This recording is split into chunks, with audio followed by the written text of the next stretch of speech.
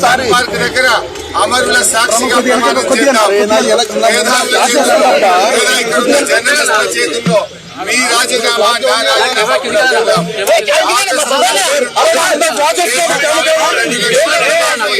100 రోజుల్లో అమలు చేస్తామన్నాయి. బాండ్ పేపర్ల మీద రాసిచ్చిన 6 గ్యారెంటీలు అమలు చేస్తే నా రాజీనామా పత్రాన్ని నేరుగా స్పీకర్ గారికి ఇవ్వండి. నేను మళ్ళీ ఉప ఎన్నికల్లో పోటీ కూడా చెయ్యను అని ఇప్పటికే స్పష్టంగా చెప్పాను. ఒకవేళ 6 గ్యారెంటీలు 2 లక్షల రుణమాఫీ చేయకపోతే మీ రాజీనామాను గవర్నర్ గారికి ఇవ్వడానికి మీరు సిద్ధంగా ఉన్నారా అని నేను అడుగుతా ఉన్నా. మీరు దేవుడి మీద ప్రమాణం చేసి ఒట్లు పెట్టుకొని బాండ్ పేపర్ల మీద రాసిచ్చిన హామీలు నిజమే అయితే రాజీనామా చేయడానికి ఎందుకు వెనకడుగు వేస్తున్నారు? మీరు రాజీనామాకు ముందుకు రావడం లేదంటే ఈ రాష్ట్ర ప్రజల్ని మరొక్కసారి మీరు మోసం చేస్తున్నట్టే లెక్క.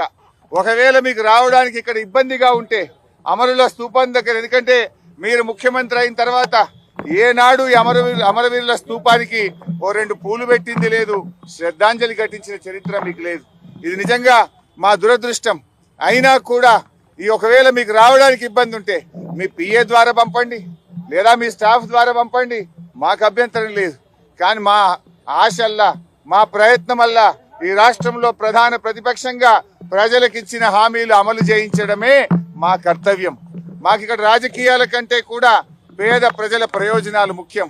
అవ్వా తాతలకు 4,000 రూపాయల పెన్షన్ రావాలి, రైతులకు 15,000 రైతు బంధు రావాలి, రైతులకు 2 లక్షల రుణమాఫీ జరగాలి, వడ్లకు మక్కలకు 500 బోనస్ రావాలి, రాష్ట్రంలోని మహిళలకు 2,500 రూపాయలు రావాలి.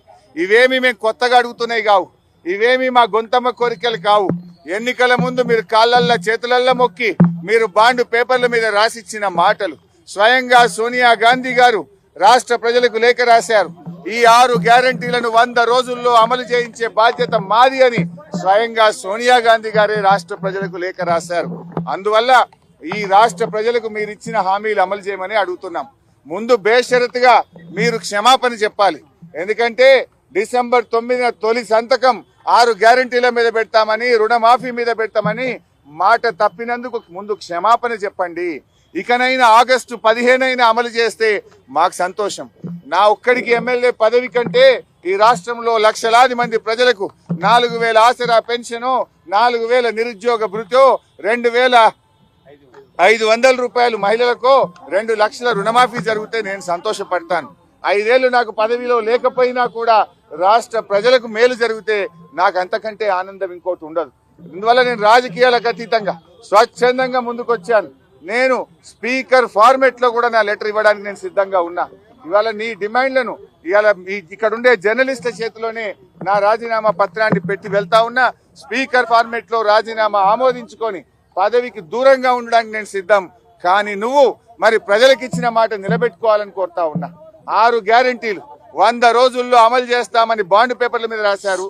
చట్టబద్ధత తెస్తామని చెప్పారు. మొదటి రోజే సంతకం పెడతామన్నారు. ఇది సోనియా గాంధీ తల్లిగా ఇచ్చే మాట అని చెప్పి రాష్ట్ర ప్రజలకు మీరు హామీ ఇచ్చారు. ఆ హామీలు అమలు చేయాలని మరొక్కసారి నేను కోరుతా ఉన్నా.